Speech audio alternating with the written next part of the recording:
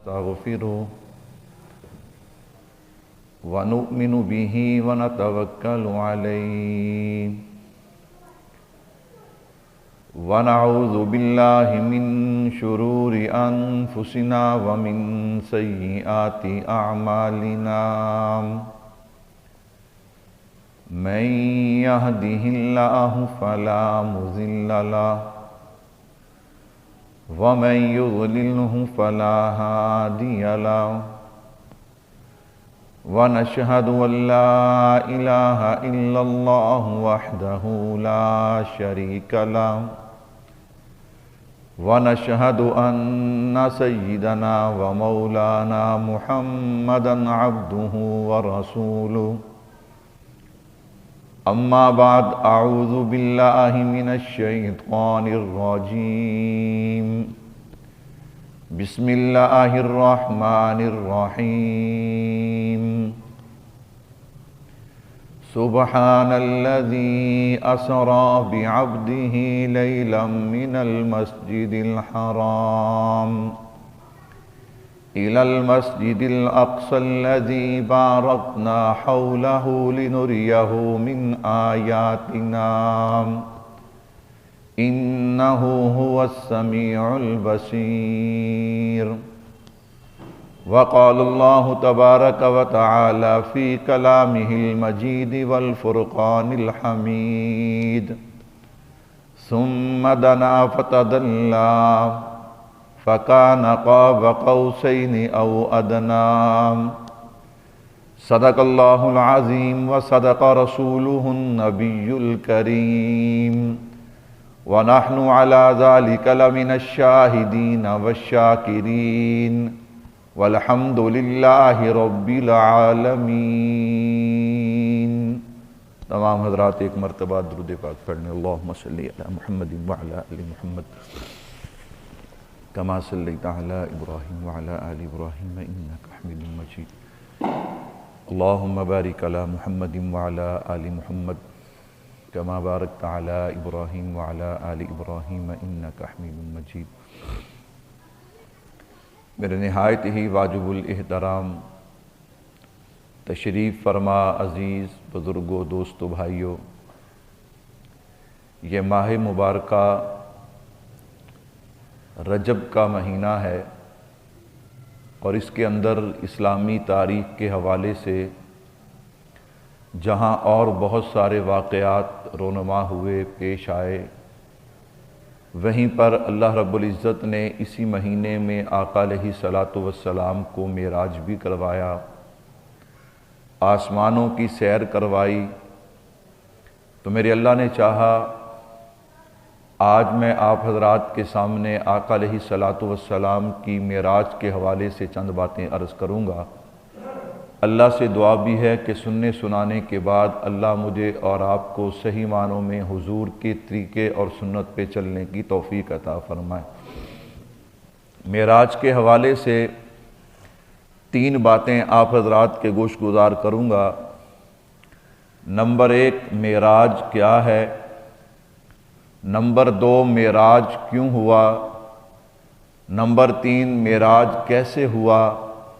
انشاءاللہ مختصر وقت کو ملحوظ رکھتے ہوئے ان تینوں باتوں پہ گفتگو کر کے اپنی بات کو سمیٹ لوں گا۔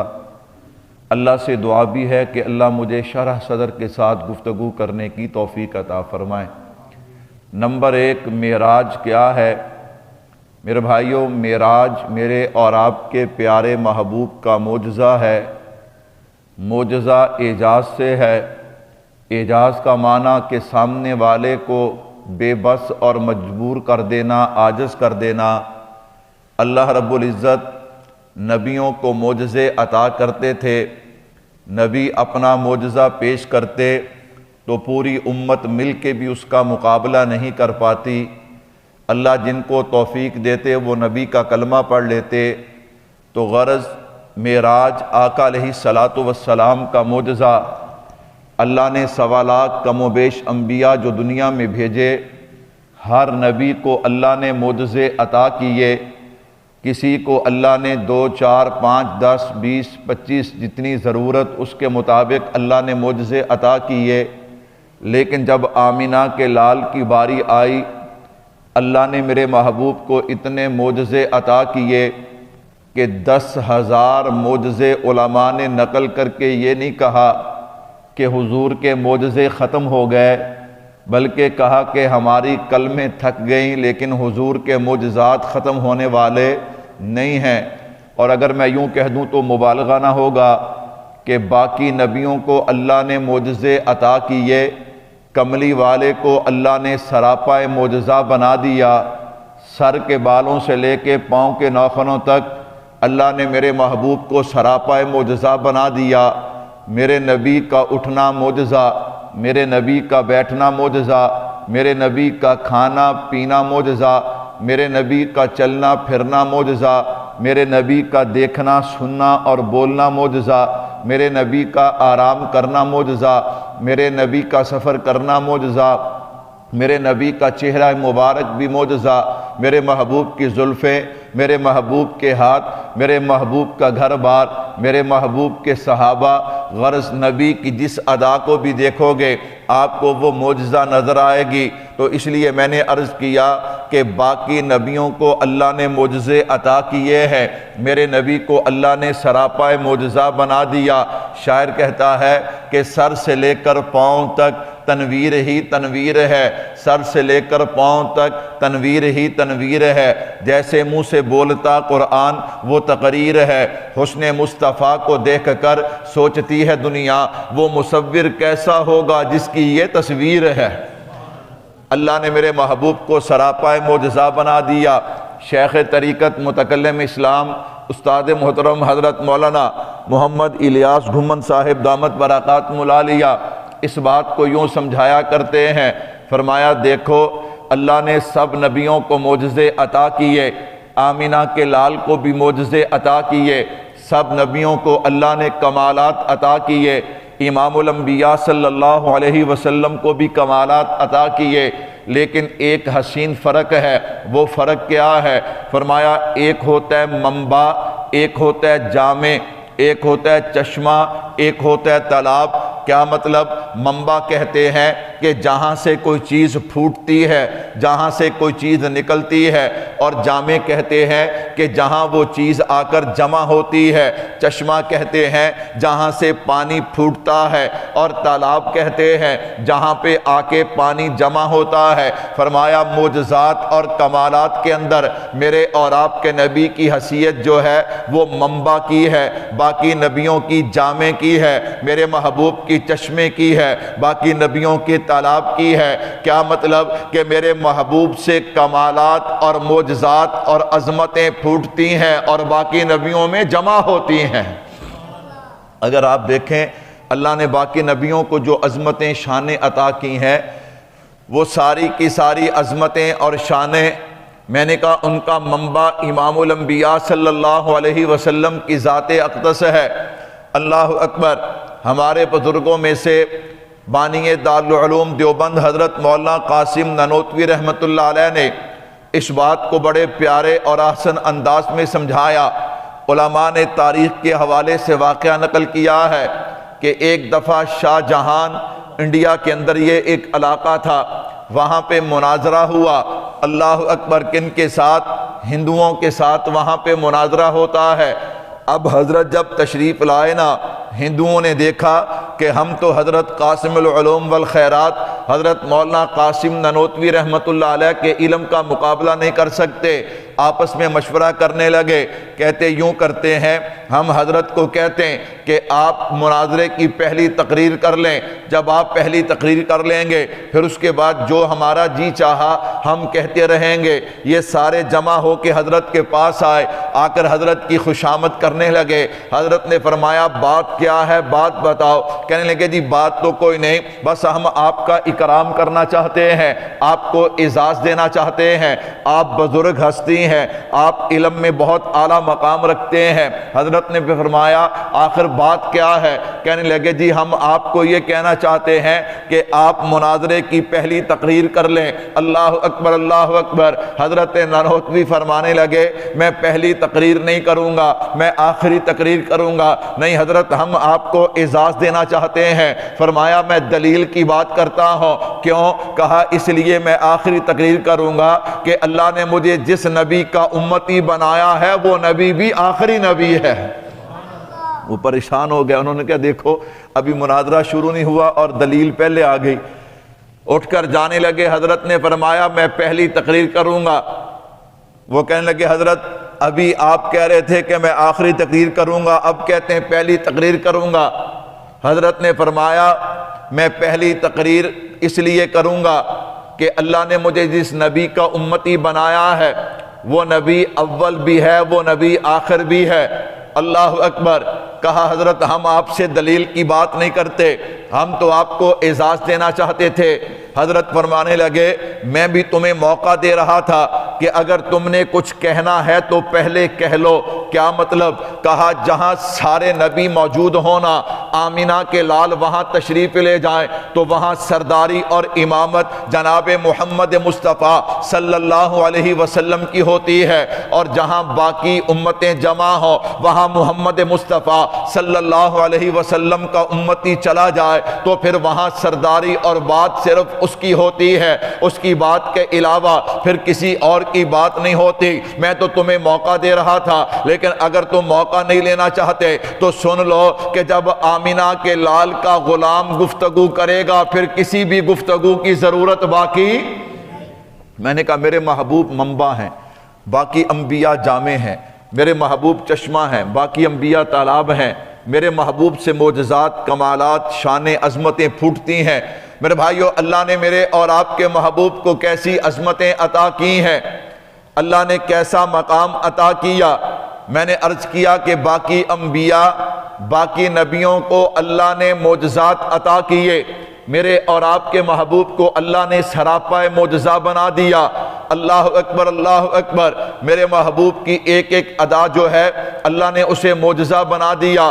میرے بھائیو توجہ کیجئے گا، میں عنوان کو تھوڑا سا آگے بڑھانا چاہتا ہوں۔ اللہ نے تمام انبیاء کو معجزات عطا کیے، لیکن یہ معجزات عطا کرنے میں ایک ترتیب تھی۔ وہ ترتیب کیا تھی؟ جو وقت کی آواز ہوتی، جو وقت کی ضرورت ہوتی، اللہ اس کے مطابق نبی کو معجزے عطا کیا کرتے۔ کیا مطلب؟ مثال کے طور پہ آپ حضرت موسیٰ علیہ السلام کا دور لیں۔ حضرت موسیٰ علیہ السلام کے دور کے اندر جادو پورے عروج پہ تھا، یعنی اس وقت جو آواز تھی، اس وقت جو ضرورت تھی، ایسے معجزے چاہیے تھے کہ جو جادو کا مقابلہ کر سکتے۔ اس وقت جادو اپنے پورے عروج پہ تھا۔ اب دیکھیے اللہ نے اسی کے مطابق حضرت موسیٰ علیہ السلام کو معجزے عطا کیے۔ آپ فرعون کے دربار میں گئے، اس نے کہا آپ کے پاس کیا دلیل ہے کہ آپ اللہ کے نبی ہیں؟ آپ نے اپنے ہاتھ مبارک کو لیا، یوں بغل میں رکھا، جب آپ نے نکالا تو وہ سورج کی طرح روشن تھا۔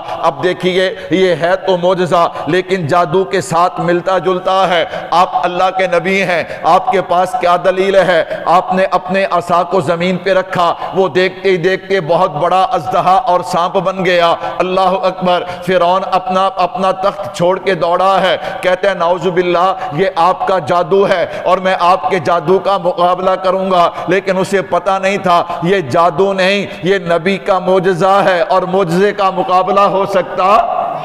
معجزے کا مقابلہ نہیں ہو سکتا۔ کیوں؟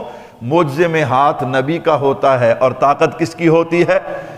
اللہ اکبر۔ علماء نے لکھا ہے نا کہ پھر اس نے اپنے ملک بھر سے، اپنی سلطنت سے جادوگر جمع کیے اور ان کو کہنے لگا کہ نعوذ باللہ تمہارا ایک جادوگر سے مقابلہ ہے۔ اس نے یوں اپنی لاٹھی کو زمین پہ رکھا، اپنے عصا کو زمین پہ رکھا، وہ سانپ بن گیا۔ انہوں نے کہا کوئی نہیں، ہم اسی انداز میں جواب دیں گے۔ میدان سج گیا۔ اب یہ سارے جادوگر آ گئے، انہوں نے رسیاں لی ہیں، رسیوں پہ جادو پھونکا، وہ رسیاں سانپ بن کے حضرت موسیٰ علیہ السلام کی طرف چلی ہیں۔ اللہ نے فرمایا پیارے اپنے عصا کو زمین پہ رکھنا۔ آپ نے عصا کو زمین پہ رکھا، وہ دوبارہ اژدہا اور سانپ بنا۔ وہ جو رسیاں جادوگروں نے چھوڑی تھیں ان سب کو کھا گیا۔ وہ جادوگر کہنے لگے او فرعون تیرا ستیہ ناس ہو، تو کہتا تھا مقابلے کے اندر جادوگر ہے، یاد رکھ یہ جادوگر نہیں، یہ اللہ کے نبی ہیں، جادو کا مقابلہ تو ہو سکتا ہے، نبی کے معجزے کا مقابلہ نہیں ہو سکتا۔ میں نے کہا دیکھیے اب وقت کی ضرورت اور آواز کے مطابق اللہ نے حضرت موسیٰ علیہ السلام کو معجزے عطا کر دیے۔ حضرت عیسیٰ علیہ السلام کا دور جو تھا وہ علم طب کا دور تھا، علم طب اپنے عروج پہ تھا۔ اللہ اکبر، اللہ نے معجزے بھی ویسے عطا کیے، آپ کے پاس کوئی کوڑ کے مرض والا آتا، آپ اس کے جسم پہ ہاتھ پھیرتے، جہاں جہاں ہاتھ پھرتا جاتا اللہ شفا عطا کر دیتے۔ میں نے کہا دیکھیے نا ہے معجزہ لیکن حکمت کے ساتھ ملتا جلتا، جتنے بھی حکیم ہیں وہ زندہ بندے کا علاج تو کر سکتے ہیں لیکن ایک آدمی مر جائے اس کا علاج تو کوئی حکیم نہیں کر سکتا۔ حضرت عیسیٰ علیہ السلام کا یہ معجزہ تھا، وہ مردے کے پاس کھڑے ہو کے کہتے قم بإذن اللہ، مردہ زندہ ہوتا، زندہ ہو کے حضرت عیسیٰ علیہ السلام سے کلام کرتا۔ میں نے کہا دیکھیے نا جو وقت کی ضرورت اور آواز ہے اللہ نے اس کے مطابق نبیوں کو معجزے عطا کیے۔ آپ کہیں گے مولوی صاحب اللہ نے امام الانبیاء صلی اللہ علیہ وسلم کو جو معجزات عطا کیے ہیں ان کی ترتیب کیا ہے؟ میں نے عرض کیا میرے نبی کے 2 4 5 10 معجزے نہیں بلکہ آپ تو سراپا معجزہ ہیں، لیکن یاد رکھیے گا اللہ نے اپنے محبوب کو جو بھی معجزے عطا کیے ان میں سے 2 معجزے بڑے ہیں۔ کتنے معجزے؟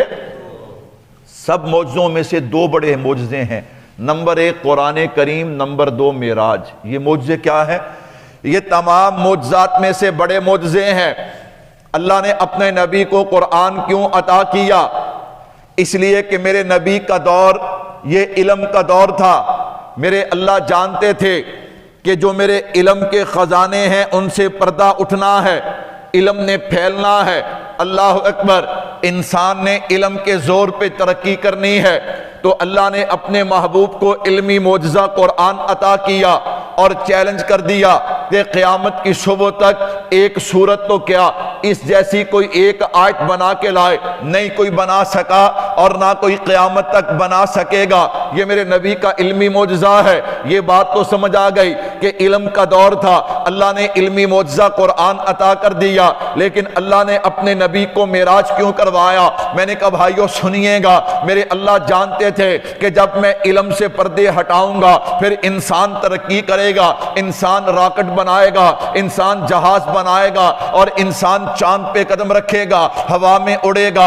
اب امتی تو چاند پہ جائے اور نبی وہاں نہ گیا ہو، یہ نبی کی شان کے خلاف ہے۔ اللہ اکبر، اللہ نے پھر اپنے نبی کو معراج کروایا، میرے نبی کو فرشوں سے اٹھا کے وہاں تک پہنچایا کہ جہاں تک نہ کوئی جا سکا میرے محبوب سے پہلے اور نہ میرے محبوب کے بعد جا سکے گا۔ میں نے کہا دیکھیے نا معراج عروج سے ہے، عروج کا معنی بلندی، اور میرے رب نے اعلان کر دیا وَرَفَعْنَا لَكَ ذِكْرَكَ، محبوب ہم نے آپ کے ذکر کو بلند کر دیا۔ میں قربان جاؤں، میں نے کہا اب جو جتنا بھی زور لگا لے جہاں آمینہ کے لال گئے ہیں وہاں کوئی جا سکتا نہیں۔ اس لیے اللہ نے اپنے محبوب کو قرآن عطا کیا، علمی معجزہ معراج کروایا۔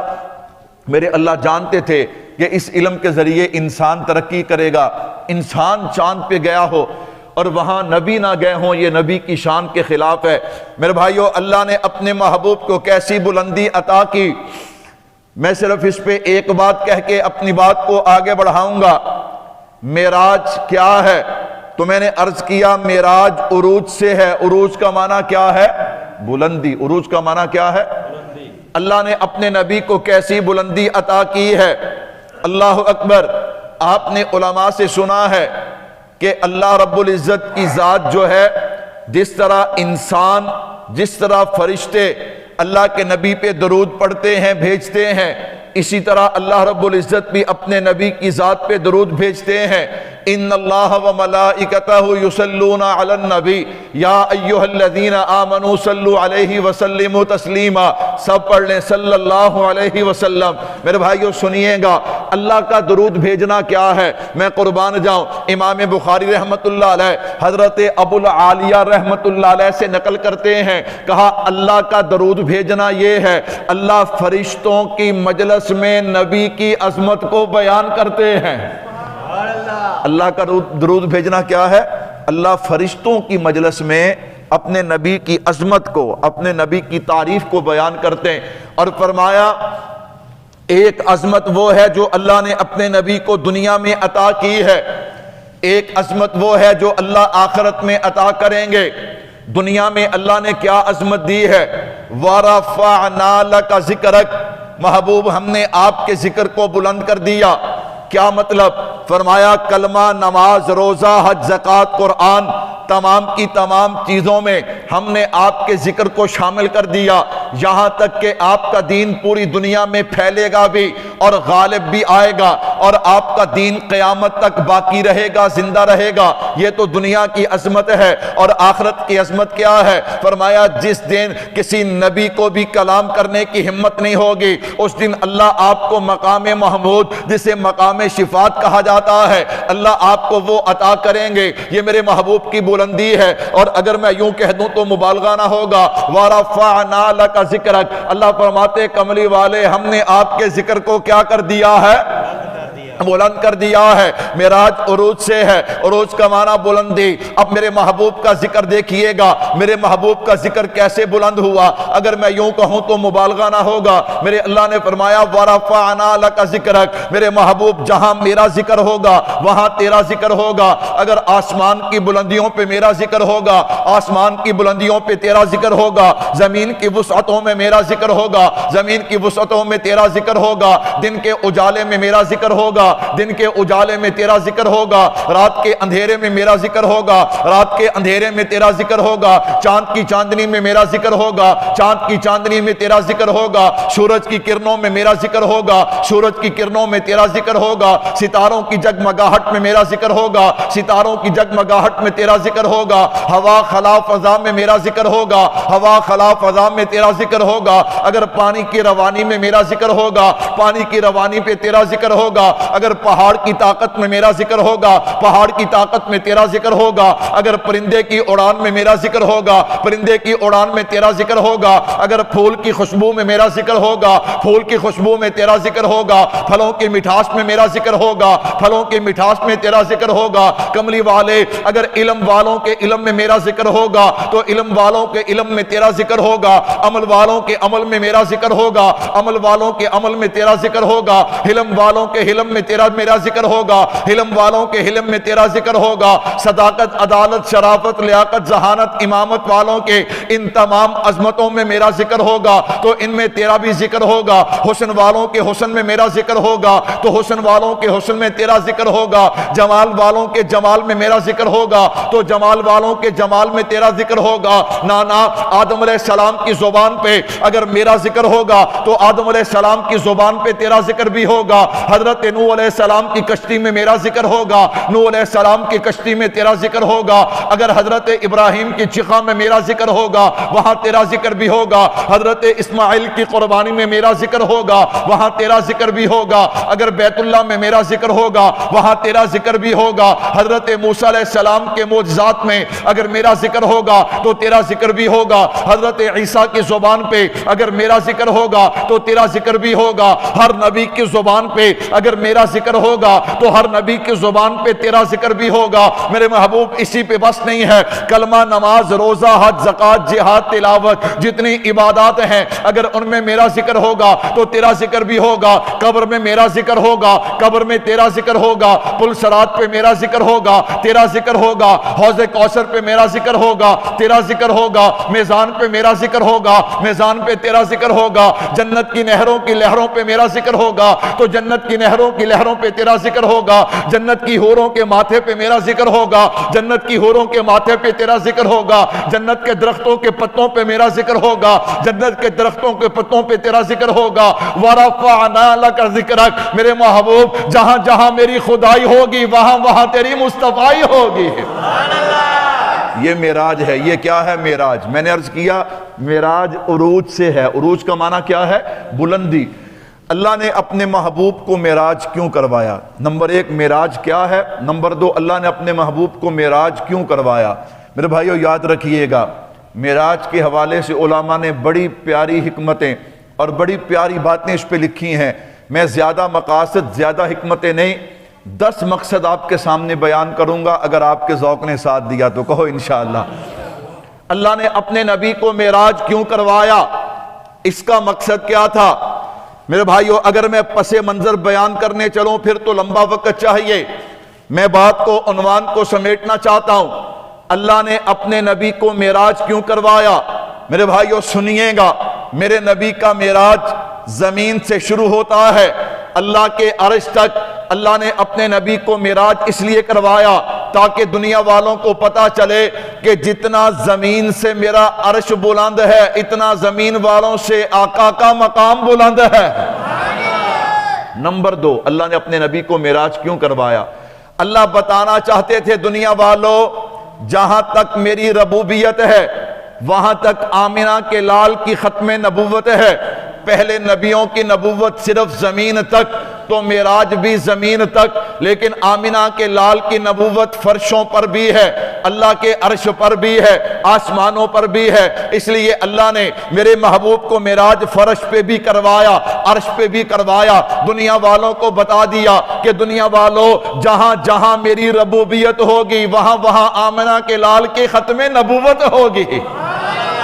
جیسے رب کے بعد رب کوئی نہیں، حضور کے بعد قیامت تک نبی۔ تیسرا مقصد کیا ہے، تیسری حکمت کیا ہے؟ اللہ نے چاہا کہ جو چیز جس کے لیے بنائی گئی ہے اسے ایک ہی وقت میں دکھا دی جائے۔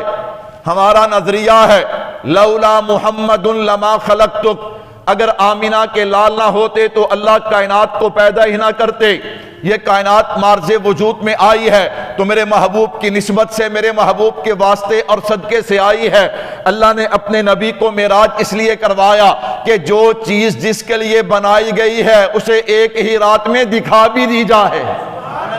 اللہ نے اپنے نبی کو معراج کیوں کروایا؟ نمبر 4، میں نے کہا اللہ نے یہ بتایا دنیا والوں، جب میرے نبی نے سفر شروع کیا ہے 7 زمینیں نیچے رہ گئیں، 7 آسمان نیچے رہ گئے، بیت اللہ بیت المقدس نیچے رہ گیا، فرشتے نیچے رہ گئے، جنت جہنم سب کچھ نیچے رہ گیا۔ اللہ بتانا چاہتے تھے یہ جو نیچے رہ گیا ہے اسے مخلوق کہتے ہیں، اور جو سب سے اوپر چلا گیا ہے اسے اشرف المخلوقات کہتے ہیں۔ اللہ نے اپنے نبی کو معراج کیوں کروایا؟ میں نے کہا 5واں مقصد سمجھنا، میں ایک ایک مقصد کو کھولنے چلوں تو وقت چاہیے، میں صرف خلاصہ اور اشارہ اور نچوڑ بیان کر رہا ہوں۔ میں نے کہا اللہ نے اپنے نبی کو معراج کیوں کروایا؟ 5واں مقصد کیا ہے؟ 5واں مقصد یہ ہے اللہ نے اپنے نبی کو معراج کروا کے دنیا والوں کو بتا دیا دنیا والوں مجھے کوئی اور نہیں دیکھ سکتا، میرا دیدار کوئی اور نہیں کر سکتا، میرے دیدار کر سکتا ہے تو صرف آمنہ کا لال کر سکتا ہے، صرف آمنہ کا لال کر سکتا ہے۔ نمبر 6، اللہ نے اپنے محبوب کو معراج کیوں کروایا؟ میں نے کہا آج کل ہمارے کچھ دوست کہتے ہیں ہمارے گھر میں حضور آ رہے ہیں، ہمارے گھر میں بولو نہیں، ہماری مجلس میں کیا ہے؟ حضور آ رہے ہیں۔ اللہ نے حضور کو معراج کروا کے بتایا کہ اللہ کے علاوہ حضور کو کوئی اور بلا سکتا؟ کیوں؟ حضور کو جب بلایا جاتا ہے تو 1,24,000 انبیاء سے استقبال کروایا جاتا ہے۔ میں نے کہا 7ویں حکمت کیا ہے؟ جیسے زلیخا کو تانا مارا نا عورتوں نے، زلیخا نے ساری عورتیں جمع کر کے حضرت یوسف علیہ السلام کو سامنے کر کے کہا دیکھو یہ میرا یوسف ہے۔ اللہ نے فرشتوں کو جمع کر کے کہا یہ میرا محمد ہے۔ میں نے کہا بھائیو 8ویں حکمت کیا ہے؟ میں نے کہا 8ویں حکمت یہ ہے اللہ نے میرے اور آپ کے محبوب کی عظمت کو بیان کیا کہ 1.25 لاکھ کم و بیش انبیاء ان کو اللہ کا پیغام ملا ہے تو جبرائیل امین کے واسطے سے ملا ہے۔ سب نبیوں کو جبرائیل امین کے واسطے سے پیغام ملے، آمنہ کے لال کو بھی جبرائیل امین کے واسطے سے پیغام ملے۔ پھر نبی اور امام الانبیاء میں فرق کیا ہے؟ اللہ نے بلا لیا آسمانوں پہ، ثم دنا فتدلا فکان قاب قوسین او ادنا فاوحى الى عبده ما اوحى۔ میں قربان جاؤں اللہ نے میرے محبوب کو فرشوں پہ رہتے ہوئے جبرائیل امین کے ذریعے پیغام دیا، عرشوں پہ بلا کے بغیر جبریل کے واسطے سے پیغام دیا. میں نے کہا 8ویں حکمت یہ ہے اللہ نے بتا دیا کہ باقی نبیوں کو پیغام ملتا ہے تو جبریل کے واسطے سے ملتا ہے. آمینہ کا لال اسے کہتے ہیں جسے پیغام کبھی جبریل کے واسطے سے ملتا ہے کبھی بغیر واسطے کے ملتا ہے. نمبر 9، 9ویں حکمت کیا ہے؟ لنُرِيَهُ مِنْ آیاتنا، اللہ اپنی قدرت کی نشانیاں اپنے محبوب کو دکھانا چاہتے تھے. سبحان اللہ. 10ویں حکمت سنیے گا میرے بھائیوں. 10واں مقصد کیا ہے؟ اللہ نے اپنے نبی کو معراج کیوں کروایا؟ میں نے کہا حکمت مقاصد تو بہت سے ہیں، میں نے 10 مقاصد آپ کے سامنے رکھے. 10واں مقصد سنیے گا. اللہ نے دنیا والوں کو بتایا کہ میرے نبی کی عظمت جامد نہیں بلکہ متحرک ہے. جامد نہیں بلکہ، اور اللہ نے بتایا کہ دنیا والوں میں رب ہوں، میں جو کرنا چاہوں وہ کر سکتا ہوں، جو کرنا چاہوں. اللہ اکبر، اللہ اکبر. میرے بھائیو سنیے گا ذرا. آپ کہیں گے مولوی صاحب 10ویں حکمت، میں نے کہا ذرا سے تھوڑا سا کھولتا ہوں تاکہ آپ کو سمجھ آئے. میں نے عرض کیا کہ اللہ نے اپنے نبی کو معراج کروا کے یہ بتلایا کہ میرے محبوب کی عظمت جامد نہیں متحرک ہے. میرے بھائیو ایک ہوتا ہے جامد، ایک ہوتا ہے متحرک. جامد کا معنی ایک جگہ پہ کھڑے رہنا، جم جانا. متحرک کا معنی حرکت کرنا. اس کی مثال یوں دیتا ہوں. اللہ اکبر. ایک باپ اپنے 2 بیٹوں کو 1-1 لاکھ روپیہ دیتا ہے کہ اس سے کاروبار کرو. اب 1 سال گزرا. 1 سال کے بعد والد نے پوچھا ہاں بھئی کیا بنا؟ وہ دونوں کو لاکھ روپیہ دیا. ایک کہتا ہے میرے پاس وہی لاکھ روپیہ ہے، یعنی جہاں کھڑا کیا تھا وہیں پہ کھڑا ہو. دوسرا کہتا ہے میں نے محنت کی ہے، محنت کر کے میں نے اس کا 1.25 لاکھ بنایا، 1.5 لاکھ بنایا، 2 لاکھ بنایا. آپ مجھے بتائیں والد کس سے خوش ہوگا؟ کہ جس نے محنت کی ہے، جس نے حرکت کی ہے. تو بھائی جامد ہونا کمال نہیں بلکہ متحرک ہونا کمال ہے. میں قربان جاؤں. اللہ نے میرے نبی کو معراج کروا کے دنیا والوں کو یہ بتایا کہ دنیا والوں میرے نبی کی عظمت یہ نہیں کہ میں نے عطا کر دی بات ختم ہو گئی. نہیں بلکہ ہر آن، ہر لمحہ، ہر گھڑی میرے نبی کی عظمت میں اضافہ ہو رہا ہے. کہہ دو سبحان اللہ. ہر گھڑی، ہر لمحہ، ہر آن میرے نبی کی عظمت میں کیا ہو رہا ہے؟ کہتے ہیں مولوی صاحب یہ اضافہ کیسے ہو رہا ہے اور اس اضافے کی مقدار کیا ہے، اس اضافے کی رفتار کیا ہے؟ علماء فرماتے ہیں اسی کو سمجھانے کے لیے اللہ نے حضور کو معراج کروایا. اسی کو سمجھانے کے لیے اللہ نے حضور کو کیا کروایا؟ فرمایا دیکھیے انسان 2 چیزوں کا نام ہے. نمبر 1 جسم، نمبر 2 روح. فرمایا ایک جسم کی رفتار ہے، ایک روح کی رفتار ہے. مثال کے طور پہ ایک انسان لاہور کا سفر کرتا ہے لیکن پیدل جاتا ہے. ایک آدمی سائیکل پہ جاتا ہے، ایک آدمی موٹر سائیکل پہ جاتا ہے، ایک آدمی گاڑی پہ جاتا ہے، ایک آدمی ہوائی جہاز پہ جاتا ہے. میں نے کہا جائیں گے تو سبھی لاہور. اللہ اکبر. لیکن جو پیدل گیا ہے اسے وقت سب سے زیادہ لگے گا، سائیکل والے کو اس سے کم لگے گا، موٹر سائیکل والے کو اس سے کم لگے گا، گاڑی والا اس سے جلدی پہنچے گا اور جہاز والا سب سے جلدی پہنچے گا. اب میں نے دیکھا، میں نے کہا دیکھو ہے تو جسم لیکن جس کی رفتار زیادہ ہوگی اس کا مقام بھی کیا ہوگا؟ زیادہ ہوگا. جس کی رفتار جتنی ہوگی، پیدل چلنے والے کی رفتار جتنی ہوگی اتنی دیر سے پہنچے گا، سائیکل والا اس سے جلدی پہنچے گا چونکہ اس کی رفتار زیادہ ہے. میں نے کہا بھائیو جس طرح جسم کے حوالے سے یہ اصول مسلم ہے، اسی طرح روح کے حوالے سے بھی یہ اصول مسلم ہے کہ جو بندہ جتنی روحانی محنت کرتا ہے اتنا ہی روحانی طور پہ مقام اور سکون پاتا ہے. اللہ اکبر. لیکن روح تو نظر نہیں آتی. میں نے کہا دیکھیے گا ذرا روح کی رفتار کتنی ہے. میں اور آپ لاہور جانا ہے، وقت چاہیے لیکن رات کو ہم سوئے ہیں، ہماری روح نکلی ہے، ہماری روح مینار پاکستان پہنچ گئی، لاہور پہنچ گئی، کسی اور جگہ پہ پہنچ گئی. میں نے کہا کتنا وقت لگتا ہے؟ تو پتا چلا جسم کی رفتار کم ہے اور روح کی رفتار کیا ہے؟ زیادہ ہے. اللہ نے اپنے محبوب کو معراج کروایا. کیا کروایا؟ یہ بتانے کے لیے کہ میرے محبوب کی عظمت اور شان میں ہر آن، ہر لمحہ کتنا اضافہ ہو رہا ہے، ہر گھڑی کتنا اضافہ ہو رہا ہے۔ میرے بھائیو، یونان کے فلسفی کہتے ہیں یہاں سے زمین سے کوئی بندہ پیدل چلے نا آسمان کی طرف، تو پہلے آسمان تک پہنچتے ہوئے اسے 500 سال لگیں گے۔ کتنے؟ 500 سال۔ اور پہلا آسمان اتنی چوڑائی اتنی موٹائی میں ہے کہ اسے عبور کرنے کے لیے پھر 500 سال چاہیے۔ کتنے؟ گویا ایک آسمان کو عبور کرنے کے لیے کتنا وقت چاہیے؟ 1000 سال۔ 7 آسمان ہیں، 7000 سال کی مسافت تو یہ ہو گئی۔ بیت اللہ سے بیت المقدس کا جو سفر ہے، کوئی بندہ پیدل جائے تو 2 مہینے لگتے ہیں، 2 مہینے کا سفر یہ ہے۔ پھر چھٹے آسمان سے 9 مرتبہ اللہ کے نبی واپس اللہ کی بارگاہ میں گئے، حضرت موسیٰ علیہ السلام کے کہنے پہ نمازوں کو کم کروانے کے لیے۔ اس سفر کو بھی شامل کر لو۔ پھر آپ نے جنت جہنم دیکھی ہے، باقی چیزیں دیکھی ہیں۔ میں نے کہا اس سارے سفر کو جمع کر لو۔ جب اس سارے سفر کو جمع کرو گے، اللہ فرماتے دنیا والو، میرے محبوب نے یہ سفر کتنی دیر میں طے کیا؟ اتنی دیر میں طے کیا کہ جس پانی سے وضو کیا وہ پانی ابھی بہ رہا تھا، جس دروازے سے آپ نکلے اس کی کنڈی ابھی حرکت کر رہی تھی کہ میرے نبی یہ سارا سفر کر کے آ گئے۔ اندازہ کر لو کہ جس نبی کے جسم کی رفتار یہ ہے، اس کی روح کی رفتار کیا ہوگی؟ اور میرے بھائیو یاد رکھیے گا، ہمارا عقیدہ ہے، ہمارا نظریہ ہے، 1400 سال سے امت کا یہ نظریہ ہے کہ اللہ کے نبی کو جو معراج ہوا ہے، جسد مع روح ہوا ہے۔ میرے نبی کا جسم بھی معراج پہ گیا ہے اور روح بھی کیا ہے؟ معراج پہ گئی ہے۔ آج کل کچھ لوگ کہتے ہیں کہ نعوذ باللہ روحانی طور پہ، صرف روحانی طور پہ آپ کو معراج ہوا۔ غلط بات ہے۔ کچھ لوگ کہتے ہیں نعوذ باللہ معراج ہوا ہی نہیں، صرف خواب تھا۔ کیا تھا؟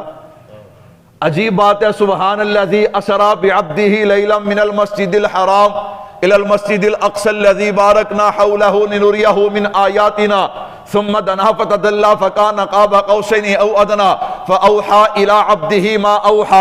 یہ خواب کون کہتا ہے؟ میں نے کہا یاد رکھنا، یہ نظریہ دیا ہے تو مرزا غلام محمد قادیانی نے دیا ہے۔ اس کے بعد سر سید احمد خان جو منکر حدیث تھا، یہ انہوں نے کہا کہ نعوذ باللہ نبی معراج پہ نہیں گئے بلکہ نبی کو خواب آیا، خواب آیا۔ کچھ کہتے نہیں جی صرف روحانی طور پہ گئے ہیں، کچھ کہتے جی یہاں سے چلے تو بیت المقدس تک انسان تھے، پھر آگے کا سفر شروع کیا، نعوذ باللہ کچھ سے کچھ ہو گئے۔ میں نے کہا نا، قرآن کہتا ہے سبحان الذی اسری بعبدہ، عبد کہتے ہیں جسم اور روح دونوں کو۔ میں نے کہا جس طرح کملی والے زمین پہ چلا پھلا کرتے تھے، اسی طرح اللہ کے عرش پہ بھی گئے ہیں، اسی طرح اللہ کے عرش پہ بھی گئے۔ میں نے کہا یہ آج کی بات نہیں ہے۔ اس وقت فلسفہ جو مشہور تھا نا، جیسے آج کل ہر بات امریکہ کی مشہور ہے، ہر بات اس طرف جاتی ہے، اس وقت یونان کا فلسفہ ان کو ترجیح دی جاتی تھی۔ یونانی کہنے لگے نعوذ باللہ ہم معراج کا انکار کرتے ہیں۔ ہم معراج کا کیا کرتے ہیں؟ یہ ہو ہی نہیں سکتا، یہ ہو ہی نہیں سکتا کہ مادہ اوپر جائے، یہ ہو ہی نہیں سکتا، ہم اس کا انکار کرتے ہیں۔ اللہ اکبر، اللہ اکبر۔ کیوں انکار کرتے ہو؟ انہوں نے کہا ہمارے انکار کی 4 وجوہات ہیں۔ کتنی وجوہات؟ نمبر 1 ثقل، نمبر 2 زمہریر، نمبر 3 نار، نمبر 4 باد سموم۔ کیا مطلب؟ وہ کہتے ہیں ثقل بوجھ، مادہ، جو چیز زمین سے نکلے اسے زمین کبھی اوپر نہیں جانے دیتی، زمین کبھی اسے اوپر نہیں جانے دیتی۔ مثال کے طور پہ اب زمین سے کپاس نکلتی ہے، کپاس سے دھاگا بنا، اس سے کپڑا بنا، آپ کپڑے کو یوں پھینکیں گے آسمان کی طرف، یہ فوراً کیا کرے گا؟ زمین کی طرف آئے گا، زمین اسے اوپر جانے نہیں دیتی۔ انسان مٹی سے بنا ہے تو اس لیے انسان اوپر جا سکتا۔ میں نے کہا یہی تو غلط فہمی ہے۔ میں اور آپ عام مٹی سے بنے ہیں، نبی جنت کی مٹی سے بنے ہیں، اور امام الانبیاء جنت الفردوس کی مٹی سے بنے ہیں۔ کہتا ہے جی نمبر 2 دوسری بات، کہتا ہے زمین و آسمان کے درمیان زمہریر ایک جگہ ایسی ہے کہ وہاں اتنی ٹھنڈک ہے کہ انسان وہاں سے گزرے تو انسان کا جسم جم جائے، وہاں سے کوئی گزر نہیں سکتا، جو چیز بھی جاتی ہے جم جاتی ہے۔ زمہریر، وہاں سے کوئی گزر نہیں سکتا۔ نمبر 3 نار، زمین و آسمان کے درمیان ایک جگہ ہے جہاں آگ ہی آگ ہے، وہاں سے کوئی گزر نہیں سکتا۔ نمبر 4 باد سموم، آسمان و زمین کے درمیان ایک زہریلی ہوا چلتی ہے، اس ہوا سے کوئی گزر نہیں سکتا، اس ہوا سے کوئی گزر کہتا مولوی صاحب 4 اعتراض 4 سوال، اللہ کے نبی کیسے چلے گئے؟ میں نے کہا سب سے بڑی غلط فہمی یہ ہے، سب سے بڑی غلط فہمی، حضور گئے نہیں بلکہ اللہ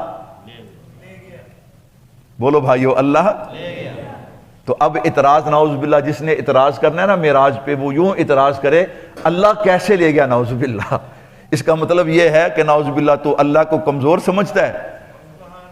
میں نے کہا اللہ لے گیا، حضور گئے نہیں، سبحان الذی، پاک ہے وہ ذات جو اپنے بندے کو لے گئی، جو اپنے بندے کو کیا ہے لے گئی۔ اور میرے بھائیو توجہ کیجئے گا، یہاں لفظ سبحان ہے، وقت نہیں میں زیادہ تشریح نہیں کرتا۔ لفظ سبحان کا معنی مفسرین نے کیا کیا ہے، علماء نے اس کا معنی کیا ہے، سبحان کا معنی یہ ہے کہ اللہ ہر کمزوری سے کیا ہے۔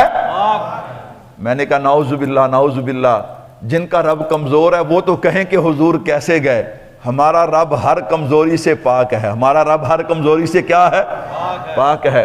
میرے بھائیو توجہ کیجئے گا، یونان کے فلسفی جو ہیں جب انہوں نے یہ 4 اعتراض کیے تو ہم نے ان سے کہا ہمیں یہ تو بتاؤ یہ جو 4 چیزیں ہیں، ثقل ہے، باد سموم ہے، نار ہے، زم حریر ہے، یہ جو 4 چیزیں ہیں، ان 4 چیزوں میں طاقت اپنی ہے یا کسی کی عطا کی ہوئی ہے؟ کہتے جی طاقت تو کسی کی عطا کی ہوئی ہے۔ کس کی عطا کی ہوئی؟ کہا طاقت رکھنے والا تو اللہ ہے۔ یہ جو زمین کے اندر کشش ہے کہ وہ اپنی بنی ہوئی چیز کو اوپر نہیں جانے دیتی، اللہ اکبر، یہ جو ٹھنڈک اور آگ ہے، وہ زہریلی ہوا ہے، ان میں طاقت کس نے رکھی ہے؟ کہا اللہ نے۔ میں نے کہا بھائیو یاد رکھیے گا، جو رب طاقت دے سکتا ہے وہ طاقت واپس، آپ نے دیکھا نہیں آگ کا کام جلانا ہے، لیکن جب جناب ابراہیم آگ میں گئے تو اللہ نے کیا فرمایا؟ آج جلانا نہیں آج بچانا ہے۔ سبحان اللہ، وہی آگ بچا رہی ہے۔ پانی کا کام ڈبونا ہے، جناب کلیم اللہ گزرتے ہیں تو فرمایا آج ڈبونا نہیں آج کیا ہے، اس کو بچانا ہے۔ میں نے کہا بھائی ان 4 کی ڈیوٹی میرے اللہ نے لگائی ہے۔ اس رات اللہ نے ان 4 کی ڈیوٹی بدل دی کہ آج میرا محبوب آ رہا ہے، آج تم نے ان کو روکنا نہیں، ان کا استقبال کرنا ہے۔ تو میں نے کہا اس لیے اللہ نے لفظ سبحان سے معراج کو شروع کیا۔ میرے اللہ جانتے تھے جو عقل پرست ہیں، جو عقل کو دین پہ ترجیح دیتے ہیں، وہ کہیں گے کیسے چلے گئے، سبحان الذی اسرا، ان کو بتاؤ وہ گئے نہیں ہیں بلکہ میرا اللہ لے کر گیا ہے۔ میرا اللہ کیا ہے؟ لے کر گیا ہے۔ میں 1-2 اہم مسئلے جو ہیں، چونکہ آگے جمعے آ رہے ہیں انشاءاللہ، اگلا جمعہ حضرت علی رضی اللہ تعالیٰ عنہ کی شان پہ، پھر حضرت امیر معاویہ رضی اللہ تعالیٰ عنہ کی شان پہ، تو وقت نہیں ملے گا، میں آج ہی بات سمیٹنا چاہتا ہوں۔ بعض لوگ سوال کرتے ہیں کہ معراج کی رات اللہ کے نبی نے اللہ کو دیکھا، ہم کہتے ہیں دیکھا بھی اور کلام بھی کیا، کہہ دو سبحان اللہ۔ دلیل تے میں دینی ہے، تسی کو پریشان ہو گئے، کہہ دو سبحان اللہ۔ کہتے ہیں مولوی صاحب یہ تیری گل جیڑی ہے نا ایک قرآن نہ ٹکرا رہی ہے، کدھر نہ ٹکرا رہی ہے؟ کس کے ساتھ ٹکرا رہی ہے؟ قرآن کے ساتھ۔ میں نے کہا یہ ہے نیا محقق جنہوں ادھی گل دا پتہ ہے تے ادھی گل دا بہت انہا ہی کرٹا لایا ہے، منافقہ طرح وہ ادھر ہاتھ رکھ لیندے سی ادھر بھی ہاتھ رکھ لیندے، درمیان دی آپ پڑھو نا اس ہیچ کی لکھی ہے۔ میں کہا اے بیچارے رب تعالیٰ، میں نے کہا کیسے ٹکراتی ہے؟ کہتا جی قرآن کہتا ہے لا تدرکہ الابصار، کوئی آنکھ اللہ کو دیکھ سکتی؟ میں نے کہا بالکل ٹھیک ہے۔ میں نے کہا جنت میں جائے گا؟ کہتا جی انشاءاللہ ضرور جنت میں جاؤں گا۔ میں نے کہا اچھا جنت میں جائے گا، عرصہ گزرے گا، حدیث پاک میں آتا ہے کہ ایک دن فرشتہ آ کے پوچھے گا جنتیوں کچھ چاہیے؟ جنتی کہیں گے موجاں لگیاں نے کچھ نہیں چاہیے۔ وہ کہے گا نہیں نہیں ابھی جنت کی سب سے بڑی نعمت باقی ہے، جنت کی سب سے بڑی نعمت باقی ہے۔ وہ نعمت کیا ہے؟ بولتے نہیں۔ اللہ کا دیدار۔ میں نے کہا صدقے جاواں تو ویکھیں رب نو تے حضور دی واری قرآن ٹکراتا ہے لا تدرکہ الابصار۔ قرآن کہتا ہے کہ کوئی آنکھ اللہ کو دیکھ سکتی۔ میں نے کہا اب کیا بنا؟ کہتا مولوی تجھے سمجھے نہیں ہو۔ میں نے کہا کیا ہوا؟ کہتا ہے ہم فرش پہ نہیں دیکھیں گے، ہم جنت میں جا کے دیکھیں گے۔ میں نے کہا بے وقوف، میں نے تجھے کب کہا کہ نبی نے فرش پہ دیکھا؟ نبی نے بھی تو عرش پہ جا کے دیکھا۔ اس لیے ہمارا عقیدہ نمبر 1 حضور جسد مع الروح، آپ معراج پہ گئے۔ نمبر 2 اللہ کو دیکھا بھی، کلام بھی کیا۔ اللہ کو دیکھا بھی اور کیسے دیکھا؟ میں نے کہا یہ رب جانتا ہے یا رب کا محبوب جانتا ہے؟ ہمیں تو جتنی بات بتائی گئی ہم تو اتنی بتائیں نا، یہ رب جانتا ہے یا رب کا محبوب، دیدار کرنے والا یا دیدار کروانے والا جانتا ہے۔ میرے بھائیو توجہ کیجئے گا، میں بات کو سمیٹنے لگا ہوں، بات کو ختم کرنے لگا ہوں۔ معراج پہ بہت سی باتیں ہیں، اللہ نے اپنے محبوب کو عظمتیں، شانیں، رفتیں، بلندیاں عطا کی۔ معراج عروج سے، عروج کا معنی بلندی ہے، تو اس لیے ہم اپنے نبی کی معراج پہ عقیدہ رکھتے ہیں کہ نبی کو معراج روح مع الجسد ہوا۔ نمبر 2 میرے نبی نے اللہ کا دیدار بھی کیا، اللہ سے کلام بھی کیا۔ اب میرے بھائیو، اللہ نے اپنے محبوب کو معراج سے واپسی پہ 3 تحفے دیے۔ کتنے تحفے دیے؟ 3 تحفے دیے۔ پہلا تحفہ 5 نمازیں۔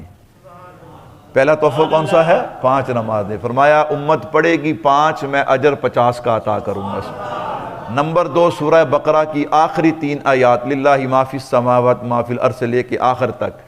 تیسرا تحفہ فرمایا کملی والے میرا آپ سے وعدہ ہے کہ آپ کا جو امتی شرک نہیں کرے گا میں اسے جنت میں داخل کروں گا۔ کتنا بڑا اعزاز ہے کہ جو بندہ شرک نہیں کرے گا۔ میرے بھائیو یہ 3 تحفے اللہ نے میرے محبوب کو عطا کیے۔ معراج کیسے ہوا پھر انشاءاللہ کبھی موقع ملا، بس اس پہ میں 1-2 باتیں جو ضروری ہیں وہ عرض کرنا چاہتا ہوں۔ حضور نے فرمایا میں نے دیکھا معراج کی رات کہ کچھ لوگ تخم ریزی کر رہے تھے۔ کیا کر رہے تھے؟ کیا مطلب؟ ادھر بی بوتے ہیں، ادھر فصل تیار ہو جاتی ہے، اسے کاٹتے ہیں، پھر بی بوتے ہیں، پھر فصل تیار ہوتی ہے، پھر کاٹتے ہیں۔ میں نے جبریل سے پوچھا جبریل یہ کون لوگ ہیں؟ فرمایا یہ وہ لوگ ہیں جو اللہ کے راستے میں صدقہ کرتے ہیں۔ جو اللہ کے راستے میں کیا کرتے ہیں؟